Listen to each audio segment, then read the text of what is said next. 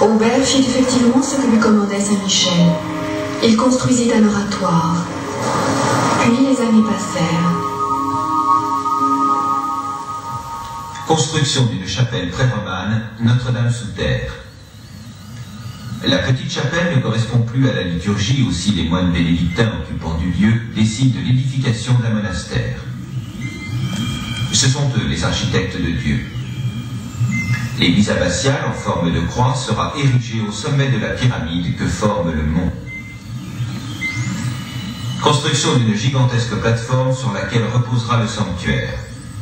Fondation de l'abbaye bénédictine. Édification de l'église abbatiale et du monastère. Allongement de la plateforme de l'ouest. La merveille, jaillissement vertical de la pierre. Agrandissement des bâtiments civils et du village entourant le monastère. Les fortifications s'érigent et protègent. Une terrible catastrophe. Le chœur roman s'effondre. Reconstruction du chœur. Gothique flamboyant. Le mont somnole pendant 3 siècles. Le 6 août 1897, la statue du Saint-Michel de Frémier illumine pour la première fois le sommet de l'abbatiale. Puis de nouveau, le temps des architectes. Ils entretiennent et parachèvent. Le 4 novembre 1987, 90 ans plus tard, la statue de l'archange restaurée est remise en place. Elle surplombe et ponctue d'or la flèche du mont.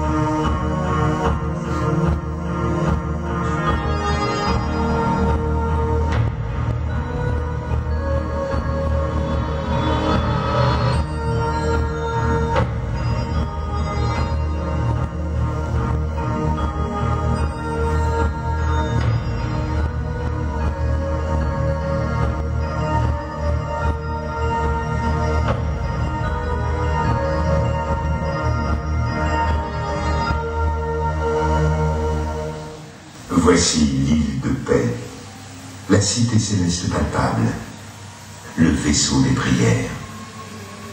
Saint-Michel, sentinelle visible des axes invisibles entre terre, mer et ciel, ta lumière est là. Ici a lieu la rencontre des forces vives. L'infini est à portée de main.